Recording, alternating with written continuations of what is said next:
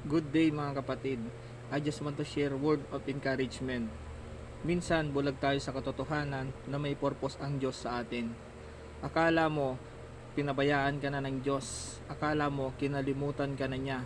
Akala mo wala nang bagay na inilaan sa iyo ang Diyos. Naniniwala ako kapatid na kapag ikaw ay lumakad at pumasok sa kalooban ng Panginoon, doon mo lang mararanasan yung tunay na kaligayahan.